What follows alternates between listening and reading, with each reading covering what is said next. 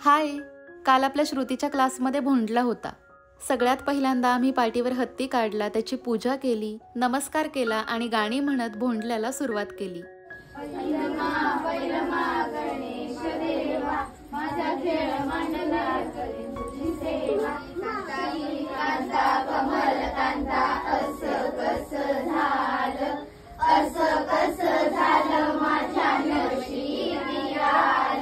वेड्याच्या बायकोने केले होते लाडू, तिकडून आला वेडा त्याने डोकावून पाहिले, चेंडू चेंडू म्हणून त्याने खेळायला घेतले।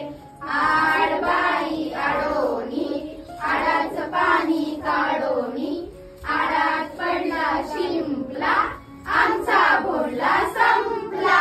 तर आता डब्यामध्ये कोणी काय काय आणले ते आपल्याला ओळखायचंय, ठीक आहे?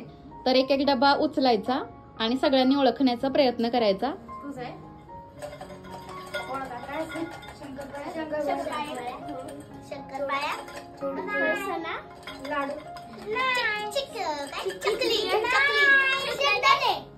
बनवून आणलंय की विकतचे?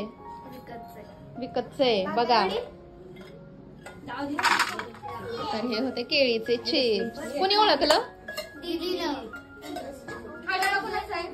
बिस्किट, लाडू, केक, केक बघा बरं कोणाला तरी। कॅडबरी, कॅडबरी, कॅडबरी चॉकलेट सांगितलेलं की चॉकलेट वेगळं कॅडबरी वेगळं। चिवडा कुणाचा पण? तुझा लाडू पाया चिवडा पापडी फरसाण नाही कुरकुरे बटाटा विकत बनवलंय चिप्स आहे।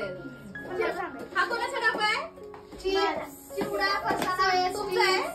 सांगू नको सांगू नको।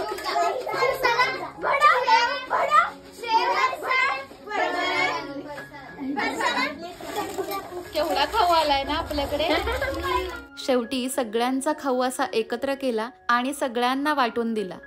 यातून मुलांना एक बोधही मिळाला की आपला खाऊ फक्त आपण खाण्यापेक्षा सगळ्यांना वाटून मिळून खाल्ला तर त्याची चव आणि आनंद कैक पटीने वाढतो।